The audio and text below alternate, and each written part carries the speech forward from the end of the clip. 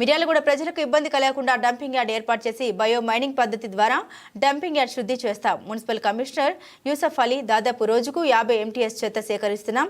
Municipal పరిధిలో dumping yard వల్ల సమస్య ఉన్నది వాస్తవం. 20 ఎకరాల్లో డంపింగ్ యార్డ్ ఉండవలసిన అవసరం ఉంది. ప్రజలకు ఎక్కడా కూడా ఇబ్బంది కలగకుండా చర్యలు తీసుకుంటున్నాం. అలాగే జిల్లా కలెక్టర్ గారికి లేఖ రాసి పట్టణానికి దూరంగా డంపింగ్ యార్డులు ఏర్పాటు చేస్తామన్నారు. Good morning to all. ఈ డంప్ యార్డ్ గురించి చాలా వాదనలు వస్తున్నాయి. అక్కడి నుంచి ఈ పొగ వస్తుందనేసి చాలా మాకు కంప్లైంట్స్ కూడా వస్తున్నాయి జనాలతో మరియు ఈ ఈ వాళ్ళతో ప్రజలతో. కానీ యాక్చువల్గా ఏంటంటే మాకు రోజుకు 50 ఎంటీ చెత్త, దాదాపు 50 ఎంటీ చెత్త మేము అక్కడ డంప్ చేయడం జరుగుతుంది. కలెక్షన్ చేసేసి సెగ్రిగేషన్ చేసేసి అక్కడ డంప్ చేయడం జరుగుతుంది.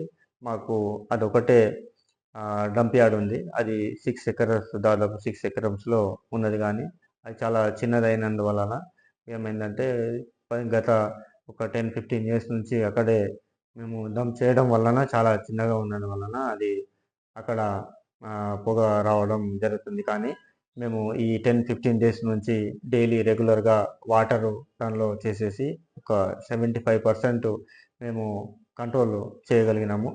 ఇంకా అక్కడ ఈ ర్యాక్ పిక్కర్స్ అనేసి 11 మెంబర్స్ ఉన్నారు. వాళ్ళు ప్లాస్టిక్ అవన్నీ ఏరుకోవడం జరుగుతుంది. దాంతో ఈ మున్సిపాలిటీస్కు కూడా ఇన్కమ్ వస్తుంది.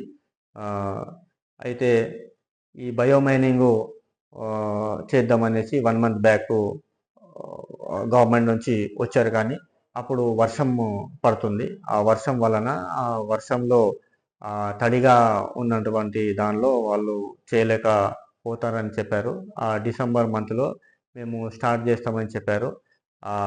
ఇతర మున్సిపాలిటీస్లో కూడా మేము వెళ్ళి చూడడం జరిగింది. అయితే ఇక్కడ ఏంటంటే మేము డంప్ యార్డు కొంచెం పెద్దగా, దాదాపు 20 ఎకర్స్ ఉంటే బాగుంటుందనేసి అనుకుంటున్నాము. కాబట్టి ఆ డంప్ యార్డ్ను, కొత్త డంప్ యార్డ్ను అలాట్ చేయమనేసి కలెక్టర్కు అడుగుతాము.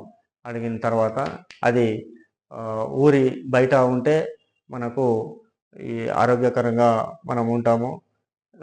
ఈ పొల్యూషన్ అనేది తగ్గుతుంది. కాబట్టి ప్రజలందరికీ ఏమి ఇబ్బంది పడొద్దు, వాళ్ళు ఆందోళన చెందొద్దు. ఈ రీసైక్లింగ్ అనేది 2 డేస్ నుంచి మేమే కంపోస్టింగ్ అక్కడ చేయడం జరుగుతుంది. అందులో ఈ కంపోస్టింగ్ చేస్తే దానిలో నుంచి వచ్చిన ఎరువుతో మనము మున్సిపాలిటీకు రెవెన్యూ కూడా రావచ్చు.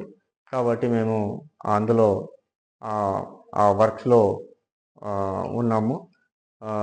దయచేసి అందరూ ఆందోళన చెందవలసిన అవసరం లేదు. మేము కొత్త డంప్ యార్డు కోసము కలెక్టరేట్ను రాస్తున్నాము.